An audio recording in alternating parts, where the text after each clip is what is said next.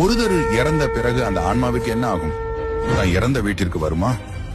இதை பற்றி இந்த வீடியோல பார்ப்போம். ஒருத்தர் இறந்த உடனே அந்த ஆன்மா மிகுந்த குழப்பத்தில் இருக்கும். தான் தங்கியிருந்த உடல் கீழே கிடக்கிறது என்பதை பார்த்து பயந்து மறுபடியும் அந்த உடம்புக்குள்ள போறதற்கு முயற்சி செய்யும்.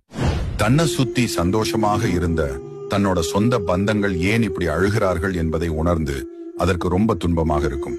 இறந்த பிறகு 16 நிலைகளாக தாண்டி செல்லும் அந்த ஆன்மா ஒவ்வொரு நிலையிலும் கொஞ்சம் கொஞ்சமாக பற்றுகளை நீக்கி சிவனை அடைய முக்தி நிலைக்கு போகும்.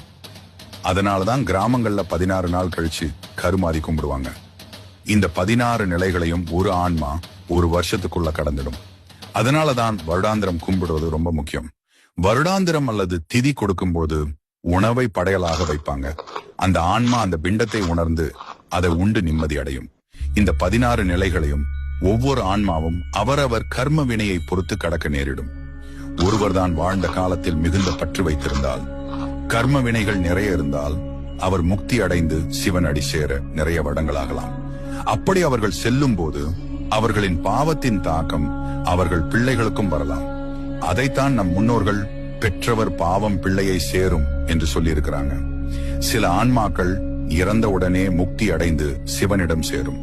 தன் வாழ்க்கையில் எந்த பொருள் மீதும் பற்றில்லாமல் நித்தம் சிவனை நெஞ்சில் நிறுத்தி அறவழியில் வாழ்பவர்களுக்கு அந்த அதிசயம் நடக்கும். அந்த ஆன்மாக்களை தன்னுள் ஏற்றுக்கொள்ள சிவன் சுடுகாட்டில் ஆடுவதாக நம்பப்படுகிறது. இதை குறிப்பாக திருவேங்கட மாலையில் உற்றார் ஆருளரோ உயிர் கொண்டு போகும்பொழுது குற்றாலத்துறை கூத்த நல்லால் நமக்கு உற்றார் ஆருளரோ என பாடல் உரைக்கிறது.